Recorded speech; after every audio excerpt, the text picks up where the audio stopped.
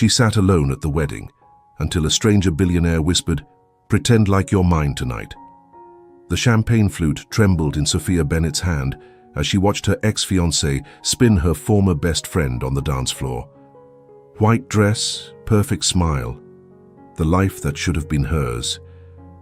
She was drowning in a sea of couples when a deep voice cut through her misery. "You look like you need saving." She turned to find steel blue eyes and an outstretched hand. "Adrian Blackwood, and tonight you're going to be madly in love with me." Welcome back to our channel, everyone. If you're new here, please hit that subscribe button and ring the notification bell to join our family of story lovers. Comment below where you're watching from. I love connecting with viewers around the world. Today's story will show you that sometimes the best love stories begin with the most unexpected proposals. "Excuse me?"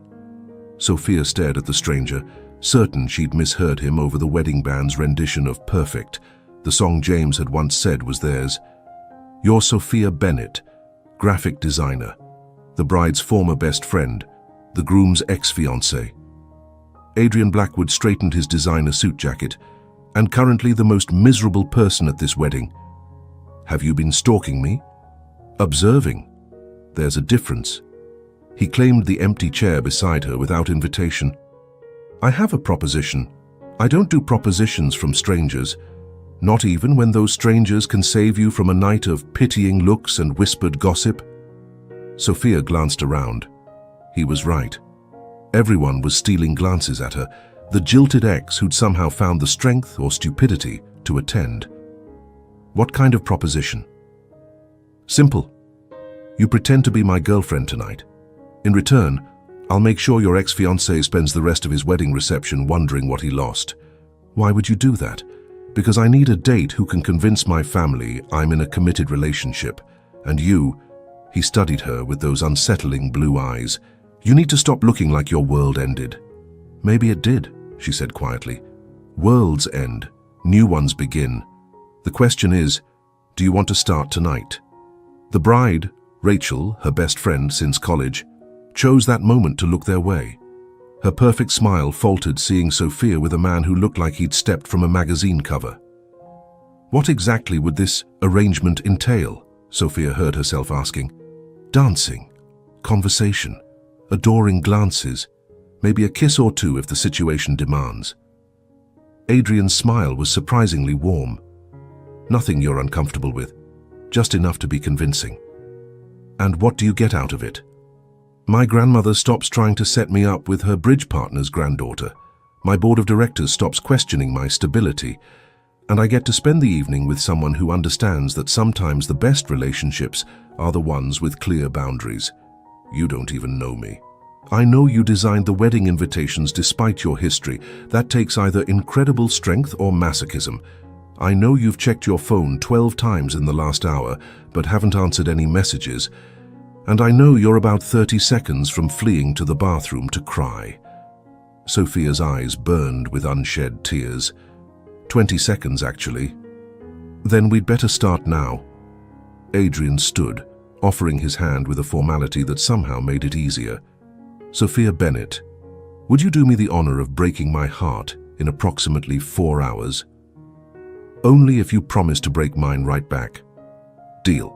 She took his hand, surprised by the calluses that suggested he did more than push papers. As he led her to the dance floor, whispers followed their wake. "Is that Sophia with... Who's the gorgeous man? Where did she find him?" "Relax," Adrian murmured, pulling her into dance position as a slow song began. "You're supposed to be in love with me, not planning my murder." "Sorry, I'm not good at pretending." "Then don't pretend. Just be here, in this moment, with someone who thinks you're the most interesting person in the room. You don't think that. I sought you out in a room full of people, didn't I?" His hand was warm on her back, steady and sure. "Tell me about the invitations." "What?" "The wedding invitations, you designed them." "How did you..." "Typography. The font choices were sophisticated but personal. Same style as the Bennett Designs portfolio I Googled while watching you torture yourself during the ceremony. You Googled me during the wedding? I Google everyone. Occupational hazard of being worth too much money. He spun her gently. So? The invitations? Rachel asked. Said it would mean everything to have her best friend's touch on her special day. Sophia's laugh was bitter. She failed to mention the special day involved marrying my fiancé. Ex-fiancé, Adrian corrected. Important distinction. When did they get together? Officially, 2 weeks after James and I broke up. Unofficially, your guess is as good as mine. You think they were together before? I think James proposed to me on a Tuesday, and by Friday was having doubts. I think Rachel was there to comfort him through those doubts. I think timing is everything, and theirs was better than ours. Adrian dipped her slightly, drawing gasps from nearby dancers. Or maybe their timing was exactly wrong, and yours is about to be exactly right. With a fake boyfriend? With someone who understands that real isn't always better. Real can hurt, real can betray, real can leave you designing wedding invitations for your own heartbreak. Speaking from experience? Speaking from a lifetime of watching real destroy everything it touches. His expression darkened momentarily. But tonight isn't about real, it's about necessary fiction. The song ended, but Adrian didn't release her. Your ex is watching, looking appropriately stunned. How do you feel about public displays of affection? With strangers? With your devoted boyfriend of, how long should we have been together? 3 months, Sophia decided. Long enough to be serious, short enough to explain why no one's met you. Smart. I knew I chose well. He brushed a strand of hair from her face with practiced intimacy. He's still watching. So this is where you laugh at something I've said. Touch my chest. Look at me like I'm your favorite person. I don't know how to do that anymore. Sure you do. You're doing it now. Sophia realized with a start that she was gazing up at him with something that might pass for adoration to anyone watching. When had she leaned in so close? There we go, Adrian murmured. Natural as breathing. James looks like he's swallowed a lemon. I don't care about James. Liar. But that's okay. We're all liars tonight. He guided her off the dance floor toward the bar. What are you drinking? Water. I need to stay clear-headed. For our performance, don't worry. I'm excellent at improv. For the drive home, I'm not staying for the whole reception. Yes, you are. He ordered her water and whiskey for himself. Leaving early admits defeat. We're staying until the bitter end. We? Partners, remember. I don't abandon my fake girlfriends mid-mission. Why are you really doing this? Sophia accepted her water gratefully. And don't say it's about your grandmother. Adrian was quiet for a moment, studying his whiskey. My family owns Blackwood Industries. We're in the middle of acquiring Hartman Tech. Old man Hartman doesn't trust single men, says they're unstable, uncommitted. He wants to see family values before he'll sign. So you need a prop. I need proof that I'm capable of maintaining a relationship, that I'm not the playboy the media paints me as. Are you? A playboy? I'm a 32-year-old billionaire who hasn't had a serious relationship in 5 years, you tell me. Why 5 years? His jaw tightened. That's a third date conversation. Good thing we'll never have one. Good thing, he agreed, but something in his tone suggested otherwise. Sophia. Rachel's voice cut through their bubble. The bride stood before them, radiant in designer white, her smile sharp as glass.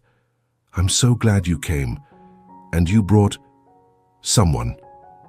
Adrian Blackwood, he introduced himself, possessive hand finding Sophia's waist. I've heard so much about you, Rachel. All of it fascinating. Rachel's eyes widened at the name. Everyone knew Blackwood Industries. I didn't know Sophia was seeing anyone. We've been keeping it quiet, Sophia said, surprised by how easily the lie came. Adrian values privacy. How did you meet? Charity auction, Adrian supplied smoothly. Sophia was bidding on a Monet sketch. I outbid her, then felt so guilty I asked her to dinner to apologize. You never mentioned... Like I said, we kept it quiet. But when Sophia told me about your wedding, I insisted on coming. I wanted to meet the woman she speaks so highly of." The lie was so precisely delivered that Sophia almost believed it herself. Rachel certainly did, her perfect composure cracking slightly. "James will be thrilled to meet you," Rachel said, though her tone suggested otherwise. "I'm sure." Adrian's smile was predatory. "Though I should thank him. If he hadn't been foolish enough to let Sophia go, I'd never have found her." Rachel's face flushed. "James and I are perfect for each other," Sophia interrupted, finding strength in Adrian's presence. "Truly, Rachel. I hope you're as happy as I am." "You're happy?" Rachel's skepticism was plain. Adrian answered by pulling Sophia closer, pressing a kiss to her temple. "Ridiculously so, aren't we, darling?" "The happiest," Sophia agreed, leaning into him. He smelled like expensive cologne and whiskey, like comfort she didn't deserve to feel. Rachel retreated, but not before shooting Sophia a look that was equal parts confusion and envy. As soon as she was gone, Sophia sagged against Adrian. "That was brilliant, masterful, Oscar-worthy?" "Exhausting. The night's young. Pace yourself." He spotted someone across the room and tensed. "Incoming. My family." An elegant woman in her 70s approached, flanked by a younger couple who shared Adrian's sharp cheekbones. "Grandmother." Adrian's voice carried genuine warmth. "I didn't know you were invited. The Hartmans and Mitchells go way back. Imagine my surprise seeing my grandson here with a date." Her shrewd eyes fixed on Sophia. "A date he failed to mention." "Sophia Bennett. This is my grandmother, Elena Blackwood, the terror of the family." "The backbone of the family," Elena corrected, offering Sophia a regal handshake. "How long have you been seeing my grandson?" 3 months, Sophia answered, remembering their agreed story. "And what do you do, Miss Bennett?" "I run a small design firm. Graphics, branding, that sort of thing." "She's being modest," Adrian interjected. "She's brilliant. Just landed the Riverside Hospital rebrand." Sophia looked at him in surprise. She'd only gotten that call yesterday. "Interesting." Eleanor's assessment was thorough. "And how did you meet?" "Charity auction," they said in unison. "Which charity?" Sophia's mind went blank, but Adrian saved her. "Children's Hospital. The Monet sketch went for quite a bit, but it was worth it to meet Sophia." "You hate Monet," Eleanor observed. "I'm learning to appreciate him. Sophia's teaching me about art." "Among other things, I'm sure." Eleanor's smile was knowing. "You must join us for dinner next week. I insist."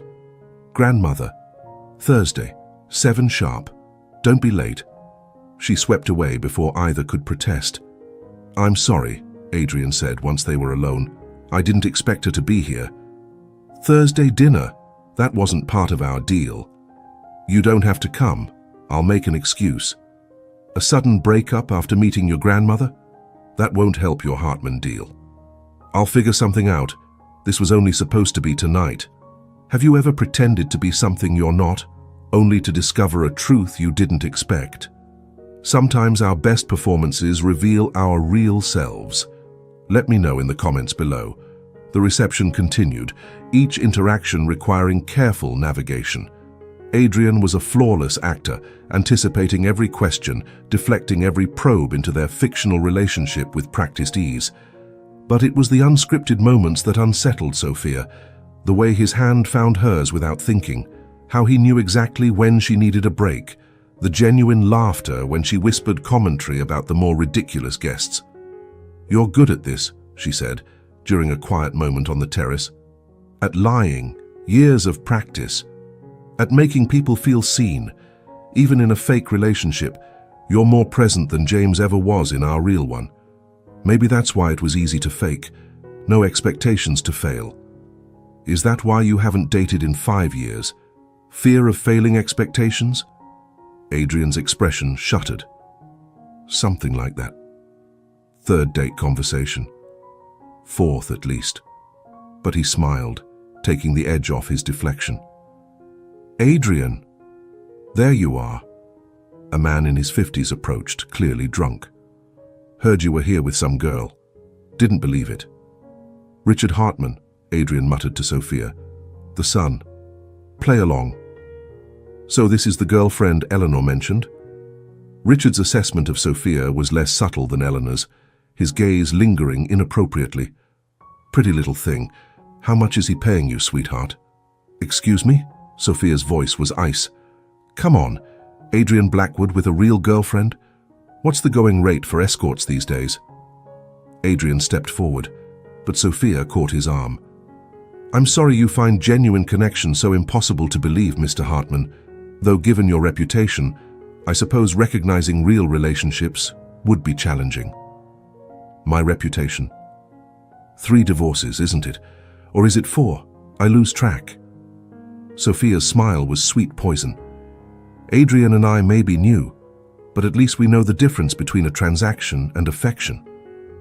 Can you say the same? Richard's face reddened. You little... Careful, Adrian warned, voice deadly quiet. That's the woman I love. You're about to insult. The words hung in the air. Even Sophia froze. Love? Richard laughed. You've known her 3 months. Time is relative. I knew in 3 minutes. Adrian's gaze never left Richard's face. Some of us recognize value immediately. Others spend their whole lives trading up and still end up with nothing. Enjoy the rest of your evening, Richard. He guided Sophia away, hand protective on her back. They didn't speak until they reached a quiet corner of the garden. The woman you love? Sophia asked softly. Improv, remember. Had to sell it. You're a very good actor. So are you. That takedown of Richard was masterful. He insulted you. Partners defend each other, right? Right. Adrian studied her in the moonlight. Thank you. For what? For making this feel less like a performance and more like possibility. The word hung between them, dangerous and tempting. Sophia looked away first. We should go back. People will notice we're gone. Let them notice. I need a minute. Why? Because in there, I know exactly who to be. Your devoted boyfriend. The reformed playboy, the businessman securing his deal. Out here, he ran a hand through his hair. Out here, I'm just Adrian, talking to just Sophia, and I'm forgetting which parts are real. None of it's real. That's the point. Is it? Because when Richard insulted you, my anger was real. When you defended me, that felt real. When I said, don't, Sophia stepped back. Please don't. I can't handle real tonight. That's why I agreed to this. Fake is safe. Fake doesn't hurt. Fake also doesn't heal. I'm not looking to heal. I'm looking to survive this night. And after, when the clock strikes midnight and the spell breaks, we go back to our separate lives. You get your business deal, I get closure, everyone wins. Do they? Adrian moved closer. Because I'm starting to think we're both losing something by keeping this fake. Adrian, dance with me. What? One real dance. Not for show, not for anyone watching. Just us. There's no music out here.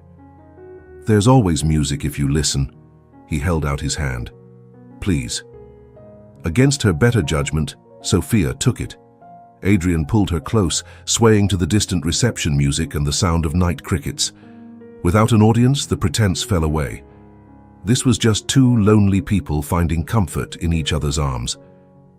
Why 5 years? Sophia asked against his shoulder. Since you dated? Since you let someone close.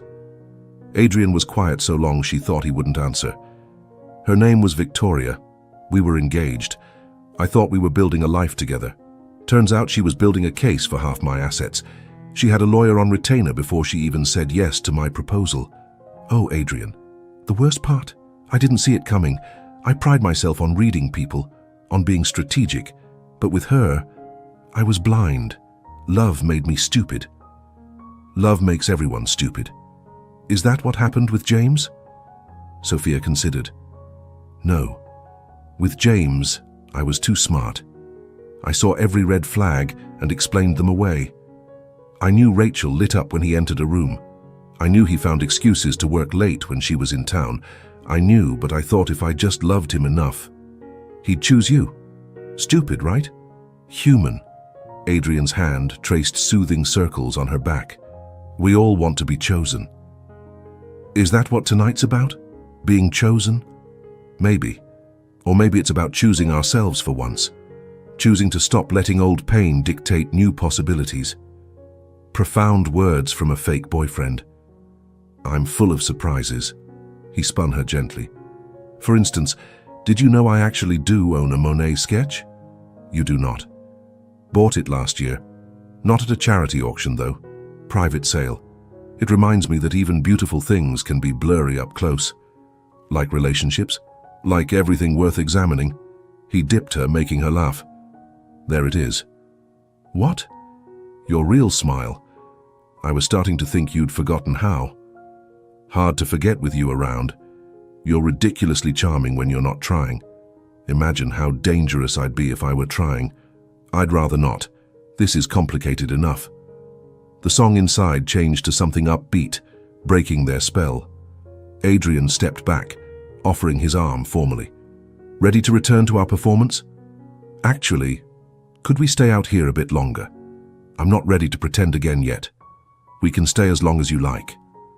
They found a bench near a fountain, sitting close but not touching. The night air was cool, carrying the scent of roses and the distant sound of laughter. Can I ask you something? Sophia said. Anything. Why me? Of all the people at that wedding, why did you approach me? Adrian considered. Honest answer. Always. You looked like how I feel most days, surrounded by people but completely alone, going through the motions because it's expected, not because you want to. I recognized a kindred spirit. That's either romantic or deeply sad. Both, probably. Most true things are. So you saw a broken woman and thought, perfect, she'll understand. I saw a strong woman refusing to break, despite having every reason to. There's a difference. I don't feel strong. Strength isn't about feeling powerful. It's about showing up when you'd rather hide. You're here, aren't you? Barely. Barely counts. He bumped her shoulder gently. Besides, you've held your own against ex-fiancés, former best friends, drunk businessmen, and my grandmother. That's basically a superhero origin story.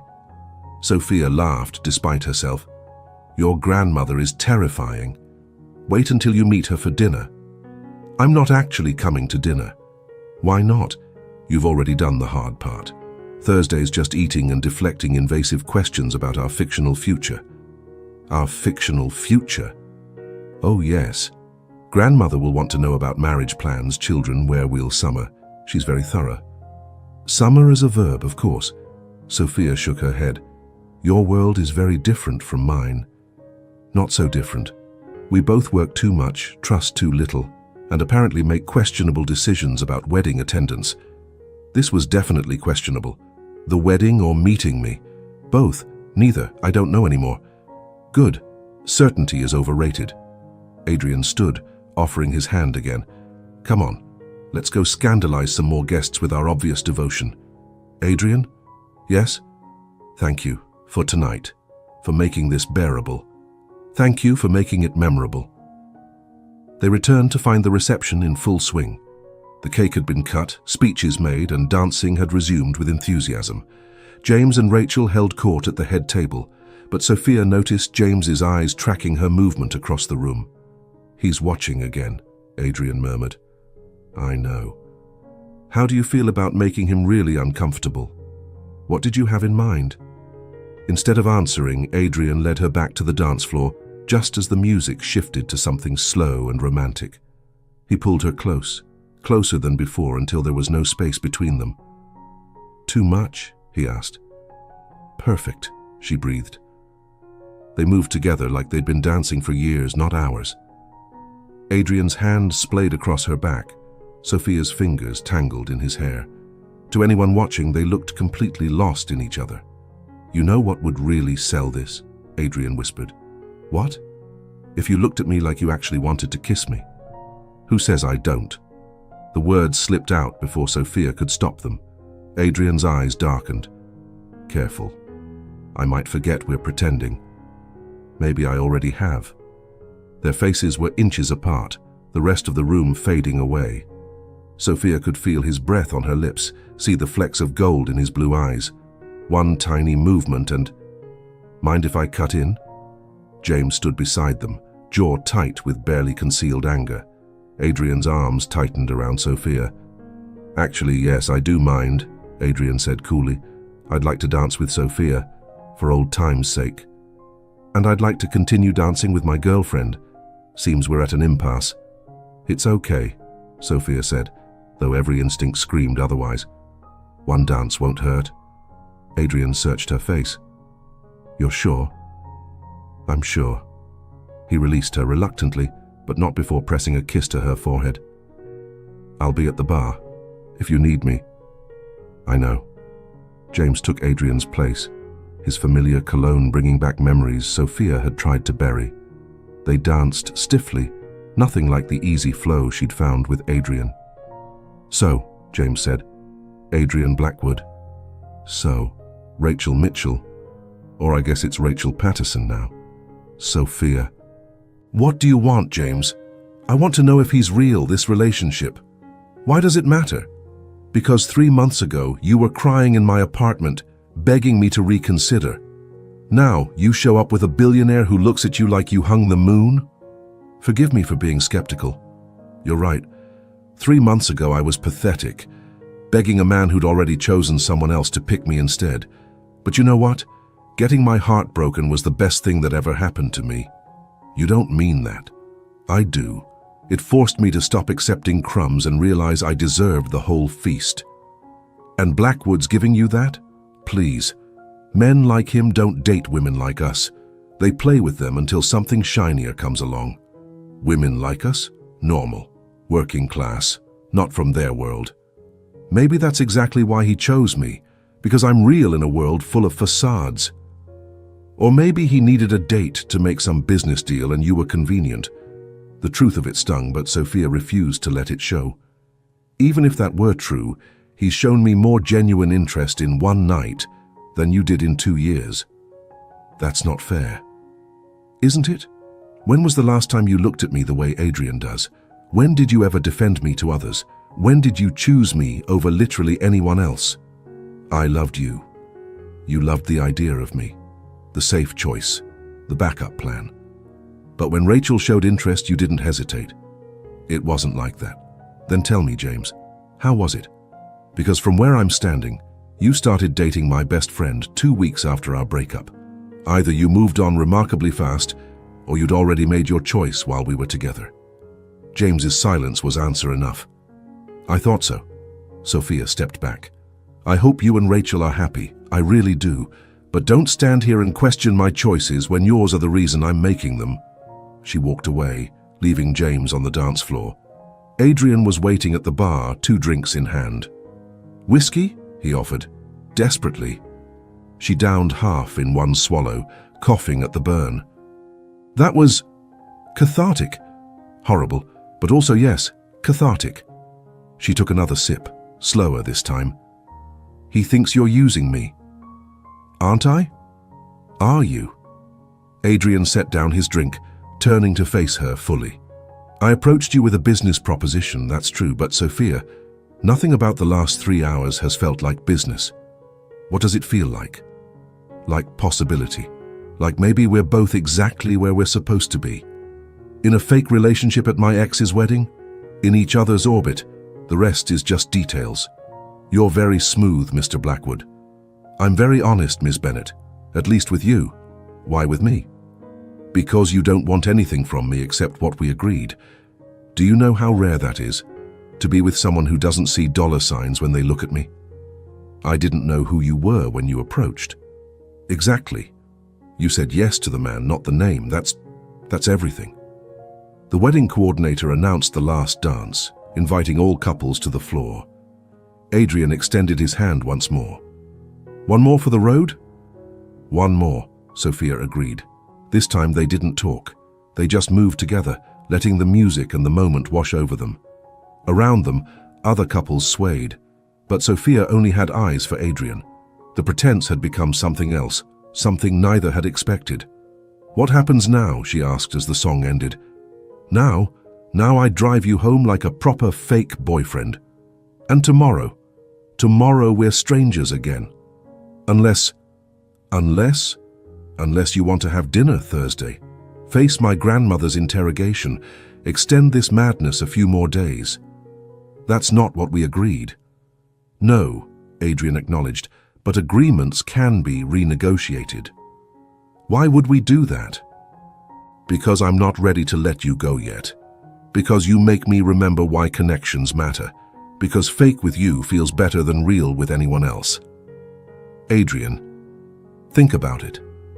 You have my number. He helped her gather her things, ever the gentleman. Ready?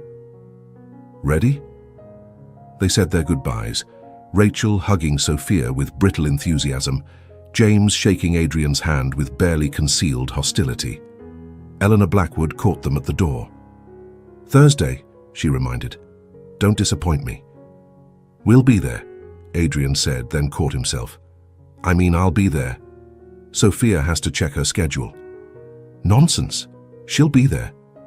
Elena patted Sophia's cheek. "Won't you, dear?" Faced with those imperious eyes, Sophia could only nod. The valet brought Adrian's car around, a sleek black Tesla that probably cost more than Sophia's apartment.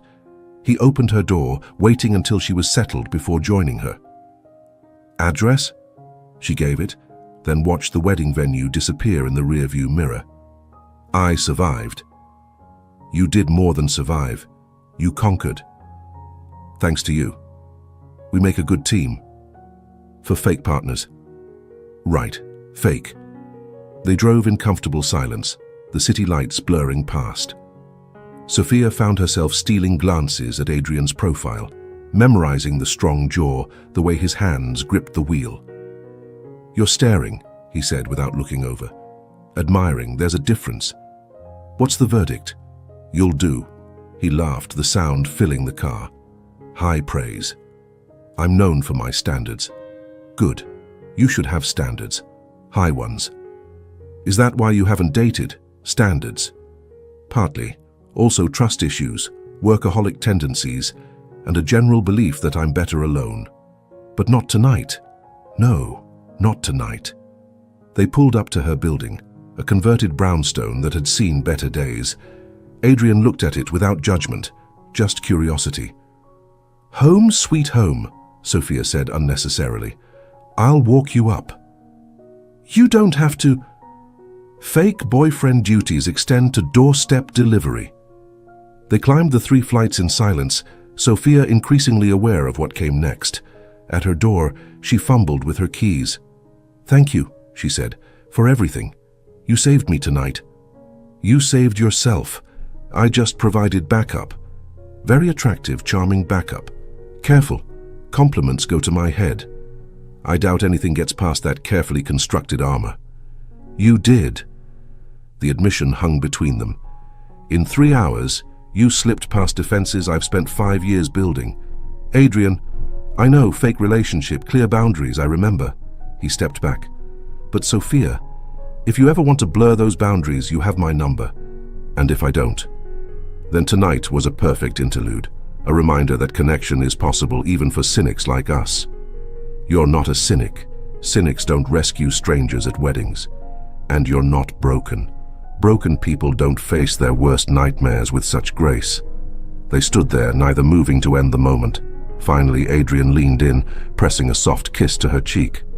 "Good night, Sophia Bennett." "Good night, Adrian Blackwood." He waited until she was inside before leaving. Sophia leaned against her door, heart racing. What had started as a survival tactic had become something else entirely, something that felt dangerously close to hope. Her phone buzzed. A text from an unknown number. "Thank you for tonight, for reminding me why taking chances matters. A." She saved his number, then typed back, "Thank you for being my perfect stranger." Not a stranger anymore. No, not anymore. She stared at the phone, thumb hovering over the keys. One more text, one more step towards something real. "About Thursday." His response was immediate. "Say yes." I don't know if I can do this. Do what? Feel again, hope again, risk again. Her phone rang.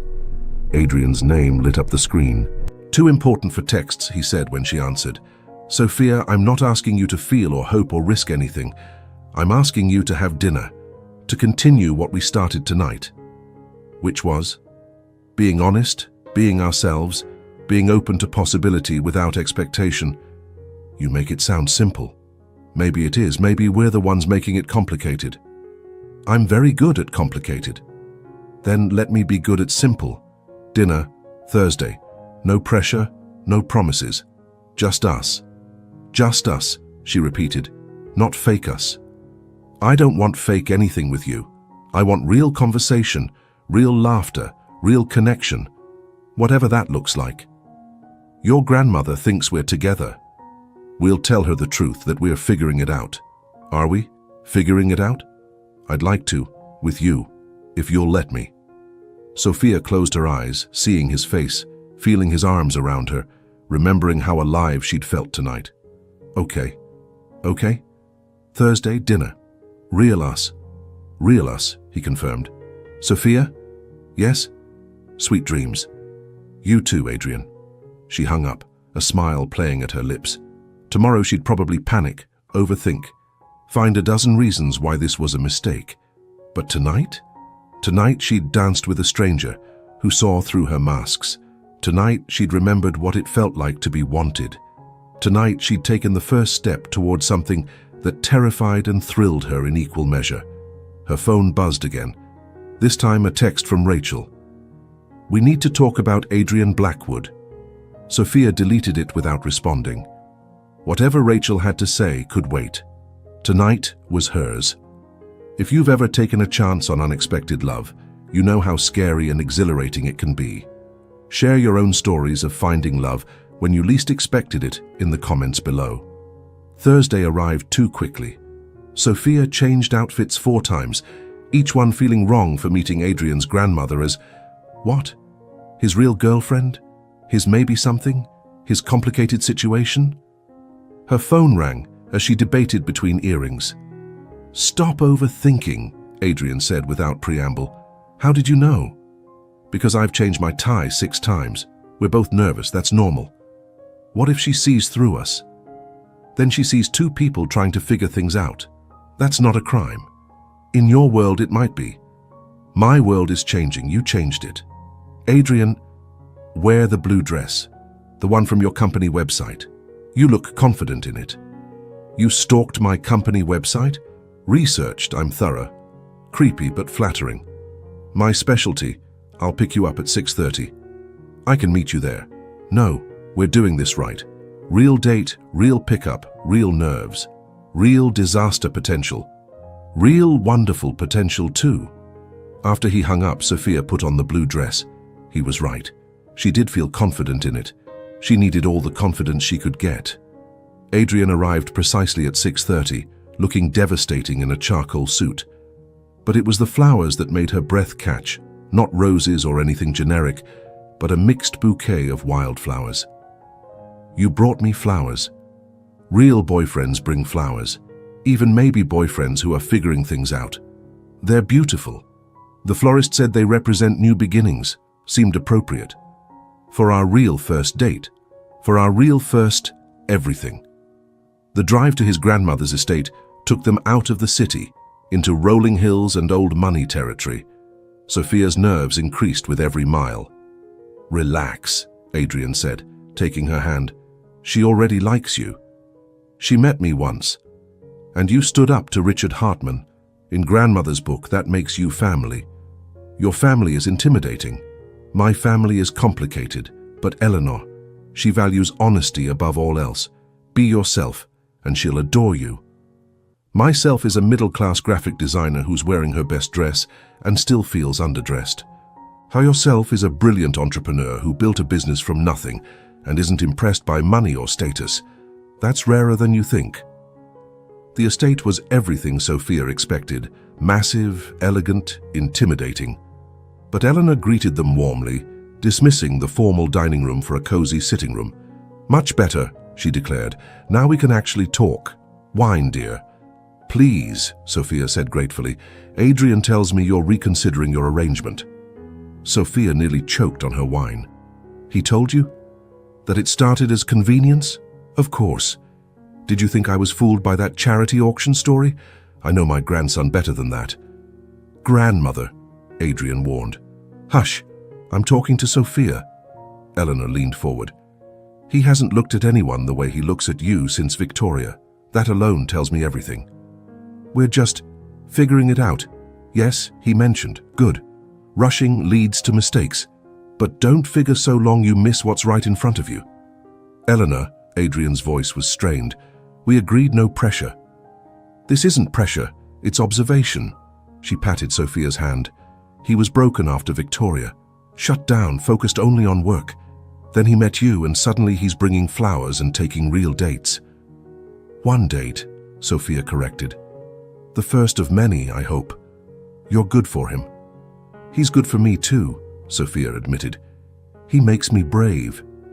Bravery is admirable, but sustainability matters more. Can you be yourselves together, not the polished versions, but the real, flawed, human versions? I don't know yet. Honest answer. I appreciate that, Eleanor smiled. Adrian, show her the garden while I check on dinner. Subtle, Adrian muttered, but led Sophia outside. The garden was magical in the twilight, fairy lights twinkling among the roses. They walked in comfortable silence until they reached a gazebo overlooking a pond. This is beautiful, Sophia said. My grandfather built it for Eleanor. Said every love story needs a beautiful setting. Was theirs a love story? 53 years worth. He died 2 years ago, but she still comes out here every evening to talk to him. That's beautiful and heartbreaking. Most love stories are. Adrian turned to face her. Sophia, I need to tell you something. That sounds ominous. The Hartman deal went through. Richard was so impressed by your takedown, he convinced his father I was stable enough to trust. That's wonderful. It's also the end of our arrangement. I don't need a fake girlfriend anymore. Oh, the word came out smaller than intended. Right, of course. But I find myself wanting a real one, specifically you. Adrian, I know it's fast. I know we're both damaged. I know there are 1,000 reasons why this is complicated. But Sophia, I haven't felt this alive in years. You make me want to try again. What if we're just rebounds for each other? What if we're not? What if we're exactly what each other needs? I'm scared, she admitted. So am I. Terrified, actually. But I'm more scared of letting you walk away. I don't know how to do this. Real relationships. I apparently wasn't very good at them before. Neither was I.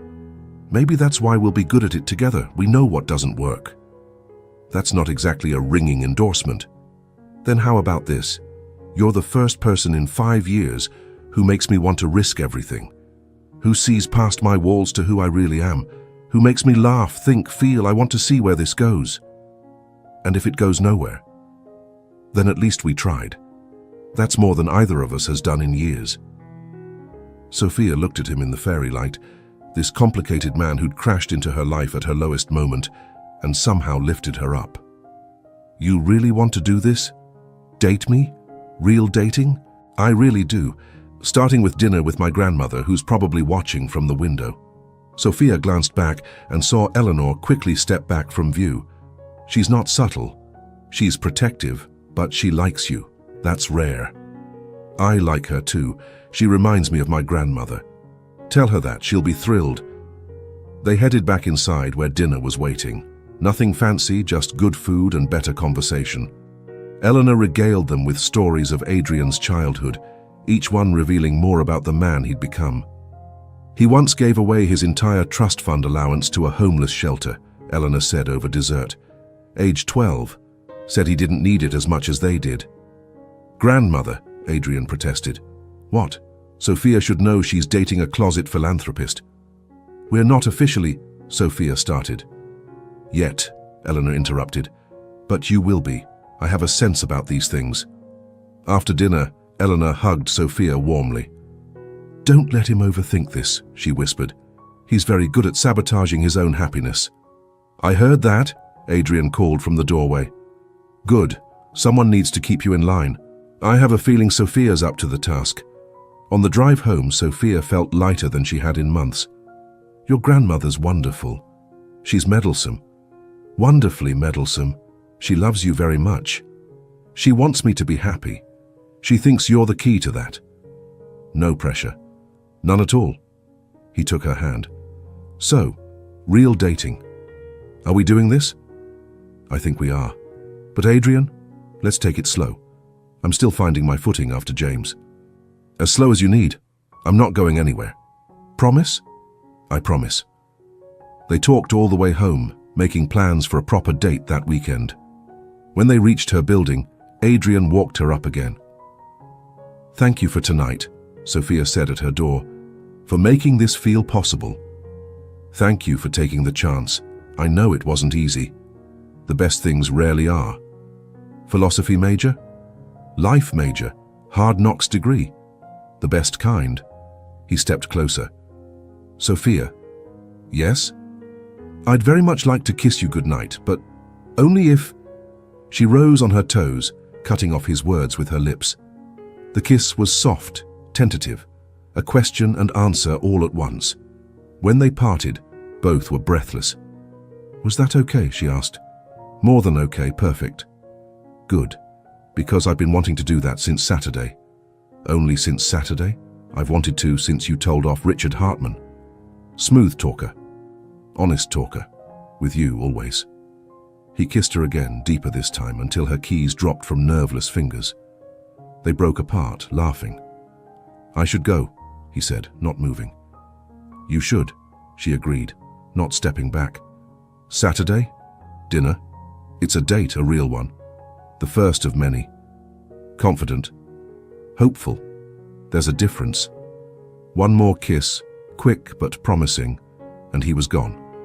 Sophia floated into her apartment, touching her lips. She'd kissed Adrian Blackwood, really kissed him, and wanted to do it again. Her phone buzzed.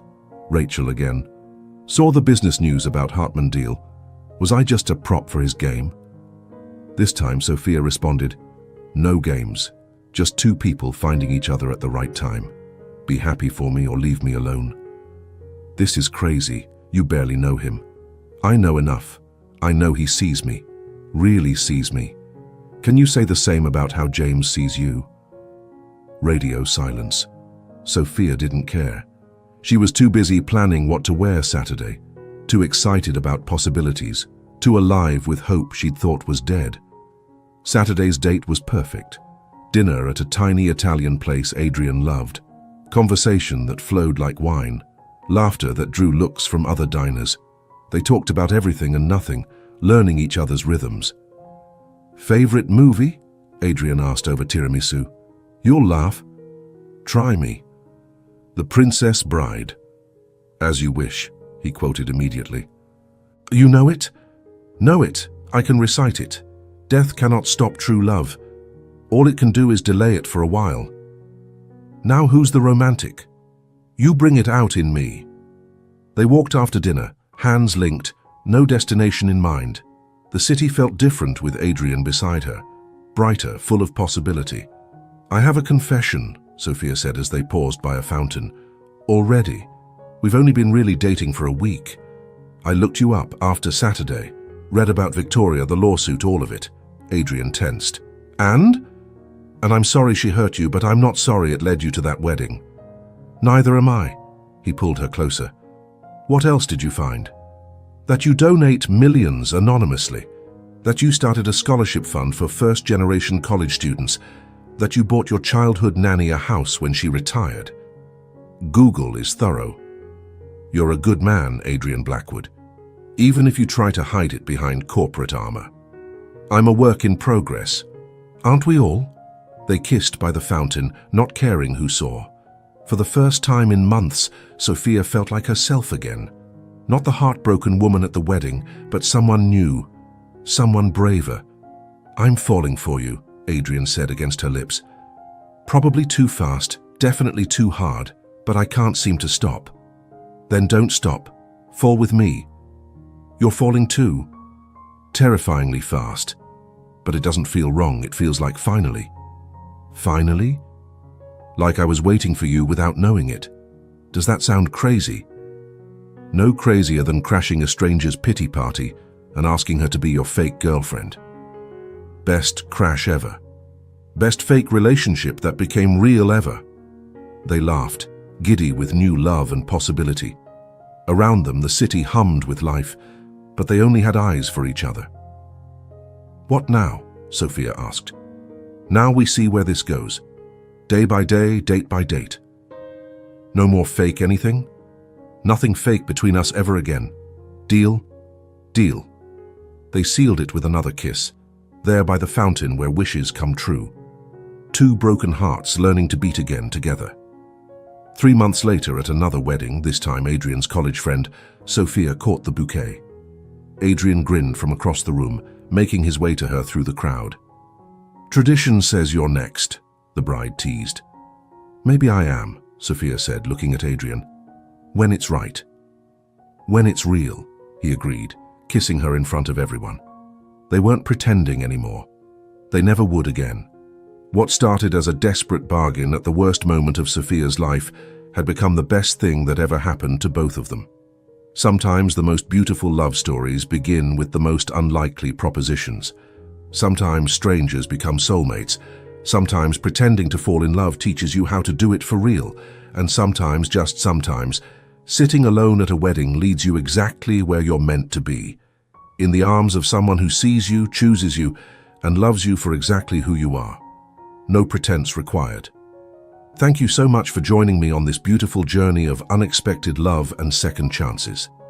If this story touched your heart, please hit that like button and share it with someone who needs to believe in love again. Have you ever found love in an unexpected place, or taken a chance on someone who surprised you? I'd love to hear your stories in the comments below. Remember, sometimes our greatest heartbreaks lead us to our greatest loves. Stay open to possibility. Your Adrian or Sophia might be just around the corner. Until next time, keep believing in love, in timing, and in the magic of unexpected encounters.